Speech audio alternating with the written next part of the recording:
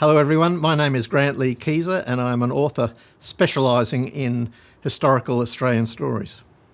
Well, my latest book is called The Kelly Hunters, and it's the story of the very brave, very determined policemen who went after Ned Kelly. They searched for him and hunted him for nearly 2 years after he had killed 3 of their colleagues at a place called Stringybark Creek near Mansfield in Victoria. And there were more than 200 police involved in the manhunt. I focus on about 10 of them and their extraordinary stories. They were remarkable characters, incredibly brave. One of them, a guy called Daniel Barry, even volunteered when a police train was racing to the scene of a Kelly killing. He volunteered to be tied to the front of the locomotive like a ship's figurehead as a lookout. So they were incredibly brave guys, and they suffered enormously through great hardships. They were poorly paid guys. A lot of them were family men. They would leave their pregnant wives, their small children, for weeks at a time to go bush looking for Ned Kelly, all for the hope of catching the guy that had killed 3 of their colleagues. So, and I really wanted to redress the balance, because through 140 years of folklore, Ned Kelly has become almost a Robin Hood kind of character, a freedom fighter. But I wanted to tell the story of these very brave and determined policemen who were doing their job for justice and wanted to bring down a 3 times cop killer. Now, I've written nearly 20 books, and this book, called The Kelly Hunters, follows on from a book I wrote 5 years ago called Mrs. Kelly, which explored Ned Kelly's family. And in writing that, I wanted to make the point that Ned Kelly was a flesh and blood character. I actually met people in writing the course of the book who had known Ned Kelly's brother, who died in the 1940s. So he was very much a flesh and blood character, not a character of myth, but a real flesh and blood character. And in writing that, I now wanted to tell the story of the police, that they were family men as well. They had wives and mothers and children, and they were put up with all sorts of hardships and risks going after Ned Kelly. I mean, Ned Kelly's lauded for his courage and his strength of character and his toughness, but these policemen, the Kelly Hunters, they had to put up with all sorts of privations in the hope of bringing him down. Sometimes they were camping in the mountain country of northern Victoria for weeks. Really challenging circumstances. They were very poorly equipped, poorly paid, but they had a job to do, and that was to bring a sense of law and order back to northern Victoria.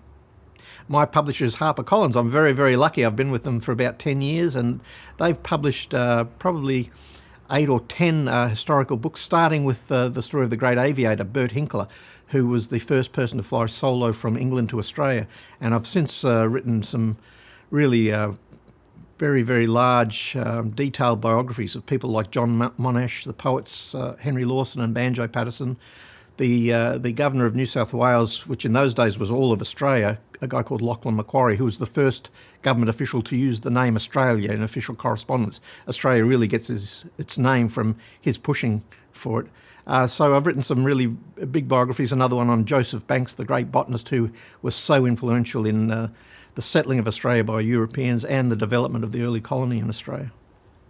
I am a full-time author now, but for many years, for about 40 years, I worked as a newspaper journalist and feature writer, and I was also very heavily involved in boxing for a long time. I helped train a number of Australia's great boxers. I was in the corner for people like Jeff Fennick and Jeff Harding. I covered boxing around the world for the best part of 40 years. I wrote a couple of boxing books, a history of Australian boxing, and I got to meet most of the great boxers in history. All the heavyweight champs from Max Schmeling, who started boxing in the 1920s, all the way up to Vitaly Klitschko and Mike Tyson. So I had a very happy career as a journalist for a long time, but my great passion was always Australian history and history in general. And thanks to HarperCollins, I've been able to write these books on Australian history and give a lot more flesh and detail to characters that people may have heard of but don't really know a lot of. And I've always thought that Australian history is so fascinating, but in Australia, we're not really taught that much of Australian history at schools, and I wanted to provide a way where people could learn a lot more about even place names that we have in Australia, places like Lake Macquarie or Macquarie Street. What was that named after in Sydney? Places in Victoria. When I was a kid, we would go on car drives in Victoria, to places like Glenrowan and Wangaratta, and you would hear stories about what had happened there, with the Kelly gang, and it was the Wild West come to Australia. It was when I was a young boy growing up, the TV shows were full of Western TV shows. We'd watch them as kids. But with the Ned Kelly story, it's such an important piece of the tapestry of Australian history, such a colourful piece of the fabric. I just thought, well, we've got our own Wild West show in Australia. We should know more about it, because these were flesh and blood people, and they've still got relatives living today amongst us who have a connection with that great period, that romantic period in Australia, the Day of the Outlaws and the Bushrangers. Where's your favourite place in all the world? My favourite place in the whole world would have to be Victoria, I think. That's, I think, where my heart is, believe it or not. I was born in Ballarat. When I was a little boy, when I was about 5 or 6 years old, my grandfather, who was a World War I veteran, and he was a dairy farmer in Ballarat, he would take me to the site of the Eureka Stockade. And in those days, it was only a small monument. They had some cannons there that had been used in the fighting of times gone by. And he would tell me the story of the miners and how they'd fought for a fair go against the very harsh rule of British justice at the time. So my interest in Australian history started there on the very cold, wet ground of Ballarat, where the Eureka Stockade was formed. And not long after, my grandmother gave me a book about the history of Australian bushrangers, and I think that's really where my love for Australian history started. You know, I would see these old photographs of even places where I'd travelled as a little boy, what they were like 100 years ago, and I used to think what the lives of those people would have been way back then, and the hardships and the tough conditions that they had to overcome to have a life. And it really inspired me to tell the stories of these people from days gone by and how it relates to today. Oh, I've got a lot of people that help me. I do all the research myself with the Kelly hunters, and I met many people connected with the Kelly story. As I say, there's lots of really good people involved in the Ned Kelly story. Some people see him as a hero, and some people see him as a villain. I've got a very good initial editor who used to be my boss at the newspaper. He was the sports editor. His name's Kevin McDonald. He always helps with the first draft of my books, going through copying, making sure that they read okay, and I've dotted all the I's and crossed the T's and whatever. But I've got a great publisher, Jude McGee in Sydney. She's helped me enormously with my books, and it's a really enjoyable process bringing the stories of these people to life. With most of my research, I like to see what's been written on that subject before, and then go about improving it, going to primary sources and finding out what the real story was, how much it may have changed in the telling of over time. For instance, with Ned Kelly, the myths that have built up over 140 years. But I love going to libraries and looking at primary sources.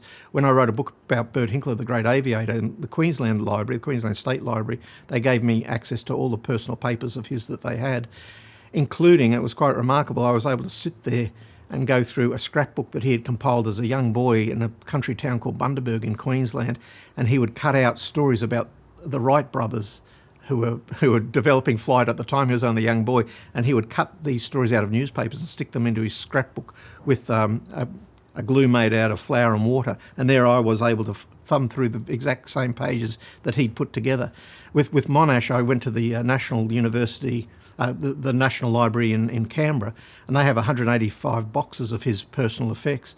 And I was able to go through the most intimate things, of his liaisons with women when he was overseas, the most intimate letters that he would write, and his diaries, extraordinary. I was able to sit there with his diary that he had on Gallipoli, bullets and shells exploding over his head, and him writing, how dangerous it was here, and he hoped to get out alive. Letters that he would write home about, if he fell in service, at least he'd done some good for his country. Remarkable things. And with the Kelly hunters, I was able to, meet people, as I say, who actually knew Ned Kelly's brother, who were alive as young children in the 1940s when Ned Kelly's brother, the last man to see him before he was hanged, the man who had ridden with him for quite long stretches when Ned Kelly was out of jail, who knew him probably better than anyone else. I was able to talk to these people who had that one-on-one connection. They talk about 6 degrees of separation. Well, I probably only got 2 or 3 degrees of separation from Ned Kelly, this romantic, mythical figure, because I know people who knew his brother who saw him the day before he was hanged. So it's quite extraordinary. And that personal connection. The other night I was speaking in Mansfield about the book, and I met the great-grandson of the doctor who performed the autopsies on the policemen who'd been shot by Ned Kelly, 3 policemen who died at Stringy Bark Creek. His name's Peter Reynolds. His great-grandfather was Samuel Reynolds, the doctor in Mansfield. So I was able to meet people, once again, with a very close family connection. I was able to meet people who were direct descendants of Ned Kelly's mother. Ned Kelly himself didn't have children, but his mother had a very large family, and I've met people who were like very distant nephews of Ned Kelly. So very, very fortunate in that I've been able to, in piecing that story together, actually talk to people who know family law and who know secrets that perhaps were not even recorded but had been passed down by generations. So I've been very fortunate in doing that kind of research, to be on hand. The only thing I dread is when people come to my library talks and they don't buy a book. They ask 50,000 questions, they hog the whole evening, then tell me what their story was because they know better than me, and then say, "Oh, I really loved your talk. See you later." That's what I don't like. But thankfully, enough people buy the books to make it worthwhile. And no, really, the whole process of writing the books and the researching is wonderful. It can be very tough. It can be tough putting out a big book every year, and a smaller book, a paperback book. It is hard work, but the rewards and the knowledge that people are picking up your book and enjoying it and learning something that they didn't know and are perhaps being entertained at the same time, it's really very, very gratifying. It really is. I think so. When I was a schoolboy, when I was about 12, I won an essay prize for our trip to Parliament House in Queensland. I was living in Queensland then. And I remember I got the prize in front of the whole school of a book I got presented by the local member of Parliament, presented me with a book. And that was a big deal when you were 12 years old. It was like, oh, wow.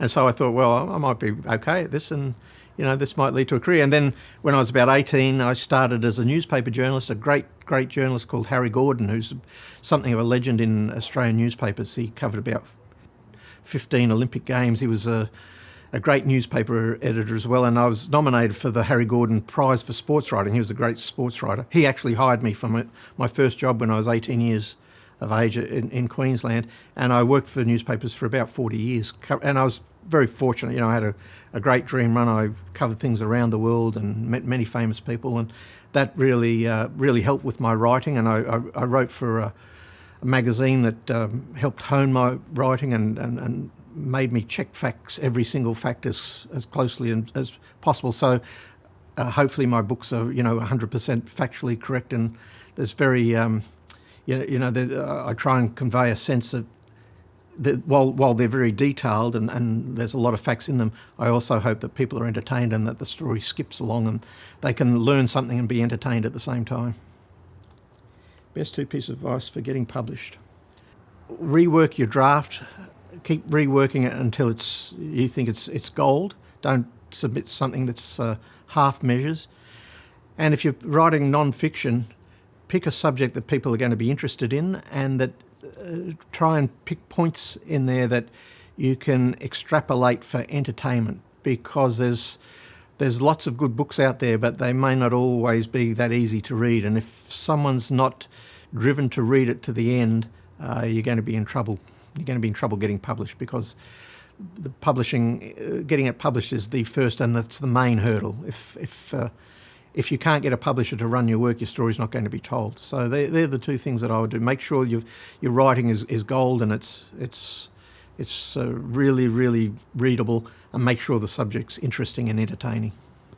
Have been a prolific reader in the past, not so much now because I'm usually pretty busy writing them, and I'm reading so much research material that I haven't got that much time to read other stuff. But there's some great writers that I loved. Larry McMurtry was one that I just loved. He wrote Lonesome Dove and a number of other great books, and I just thought his writing was really, really beautiful. And I've always been inspired by the writings of the Bible, whether you believe the Bible or not. I just think there's object lessons in there for living a good life and being good to other people are so important, whether you believe in God or not.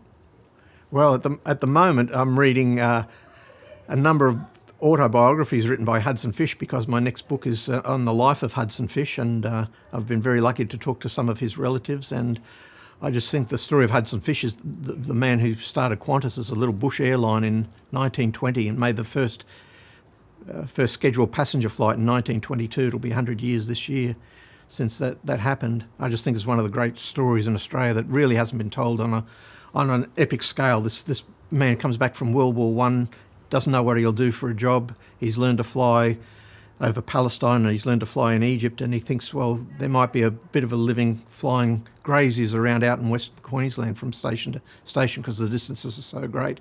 And eventually, within a few years, it becomes the airmail run for Australia gets a government subsidy, and before long they link up with Imperial Airways, which are flying from London, and Qantas becomes an international airline. It goes from flying between Longreach and Charleville to flying people from Brisbane and Sydney to London. So quite extraordinary. And the battles and things he went through, you know, they started out, he started out just flying to different stations, asking the station owner if they'd like a ride on an aeroplane. That's how Qantas started.